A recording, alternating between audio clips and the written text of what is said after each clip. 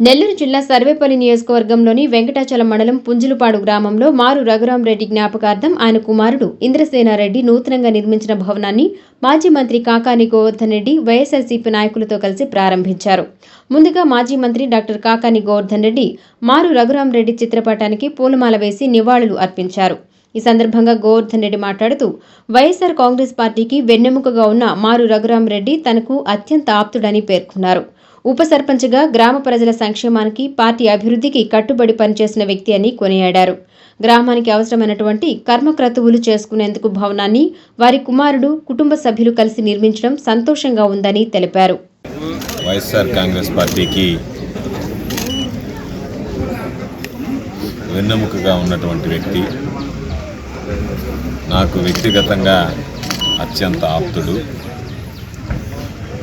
కీర్తిశేషులు మారు రఘురామరెడ్డి గారు పొందుదూరుపాడు గ్రామ పంచాయతీకి వైస్ సర్పంచ్గా, అటు పార్టీ అభివృద్ధికి, గ్రామ ప్రజల సంక్షేమానికి కట్టుబడి పనిచేసి ఒక ఉన్నతమైనటువంటి వ్యక్తిత్వం, మనస్తత్వం కలిగినటువంటి వాడు. దాదాపుగా 1 సంవత్సర కాలం పూర్తయిందంటే ఈరోజు నమ్మలేనటువంటి పరిస్థితి. ఇప్పటికీ కూడా గ్రామానికి సంబంధించి ఏది మాట్లాడినా సరే నాకు మొదటి నుంచి వెన్నంటి నడుస్తున్నటువంటి నా సోదర సమానుడు మోహన్ నాయుడు, భాస్కర్ నాయుడు ఇద్దరు.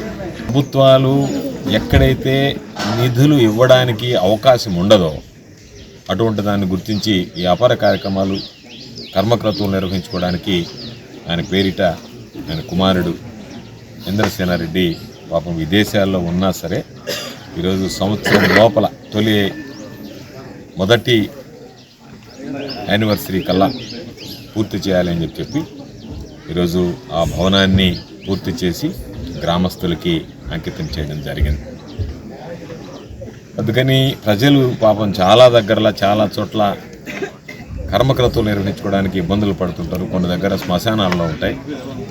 కానీ కర్మక్రతువులకి గ్రామానికి దగ్గరలో స్థలాన్ని సేకరించి దాన్ని అనుకున్నటువంటి సమయం లోపల పూర్తి చేసి మొట్టమొదట ఆయన యానివర్సరీకే ఈరోజు దాన్ని ప్రారంభించుకోవడం జరిగింది.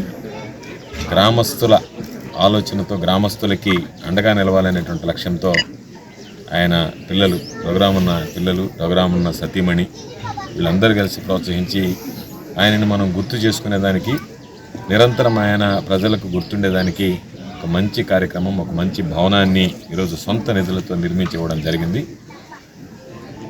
రఘురామన్న ఆత్మకు శాంతి కలగాలని, ఇప్పటికీ ఆయన లేని లోటు తట్టుకొని ముందుకు వెళ్ళేటువంటి ధైర్యాన్ని కుటుంబ సభ్యులకి, ఆయన సన్నిహితులకి, బంధువులకి, మాకందరికీ భగవంతుడు ప్రసాదించాలి అని చెప్పి ప్రార్థిస్తూ ఒక మంచి భవనాన్ని సొంత నిధులతో నిర్మించినటువంటి ఆయన కుమారుడు ఇంద్రసేనారెడ్డికి, కుటుంబ సభ్యులకి అందరికీ పేరు పేరున నా హృదయపూర్వకమైనటువంటి అభినందనలు తెలియజేస్తున్నాను.